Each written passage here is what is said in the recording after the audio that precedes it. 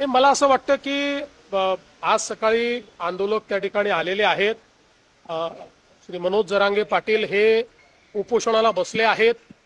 त्यांनी देखील सगळ्यांना आवाहन केलेलं आहे की आपल्याला नियमाने उपोषण करायचं आहे आणि सगळ्यांना सहकार्य करण्याचं आवाहन केलं आहे।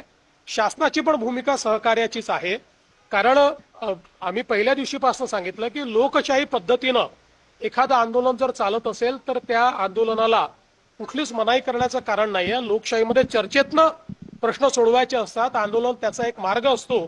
त्यामुळे अशा प्रकारच्या काही सहकार्य पाहिजे ते सरकारच्या वतीनं आम्ही करतो। विशेषतः माननीय उच्च न्यायालयाने जे काही आदेश दिले आहेत त्या आदेशानुरूप त्या ठिकाणी सगळं सहकार्य चाललंय। हे खरं आहे की काही तुरळक प्रमाणात आंदोलकांनी काही ठिकाणी रास्ता रोको केला, थोडं ट्रॅफिक डिस्ट्रप्शन केलं, पण पोलिसांनी त्यांच्याशी चर्चा केल्यानंतर त्याही ठिकाणी आंदोलकांनी सहकार्य केलेलं आहे आणि त्या जागा मोकळ्या केलेल्या आहेत। पण अर्थात इतक्या मोठ्या प्रमाणात लोक आल्यानंतर काही ना काही ट्रॅफिकचं डिस्ट्रप्शन हे होत असतं। ते डिस्ट्रप्शन झालेलं आपल्याला पाहायला मिळतंय। अर्थात या सगळ्या गोष्टींमध्ये एकाच गोष्टीची खबरदारी निश्चितपणे घ्यावी लागेल की काही लोकच जरा वेगळ्या पद्धतीनं वागतात आणि त्यांनी मग संपूर्ण आंदोलनाला गालबोट लागतं। तर अशा प्रकारे कोणी वागू नये याच्याकडे लक्ष द्यावं लागेल। आणि मला असं वाटतं की श्री मनोज जरांगे पाटील यांनीही तशाच प्रकारचं आव्हान केलेलं आहे की कोणीही अलोकतांत्रिक पद्धतीनं किंवा आडमुठेपणानं या ठिकाणी वागू नये।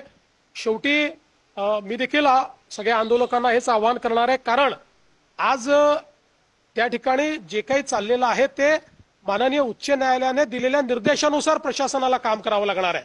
आता हे काही शासनाच्या निर्देशाने नाहीये, उच्च न्यायालयाच्या निर्देशाने प्रशासन काम करणार आहे। त्यामुळे प्रशासनावरही काही बंधनं त्या ठिकाणी जी काही उच्च न्यायालयाने टाकलेली आहेत ती त्यांना पाळावी लागतील। अर्थात त्या बंधनात राहून लोकशाही पद्धतीनं सगळं सहकार्य हे त्या ठिकाणी प्रशासनही करतंय आणि सरकारचंही त्या संदर्भात कुठलंही वेगळं मत नाहीये।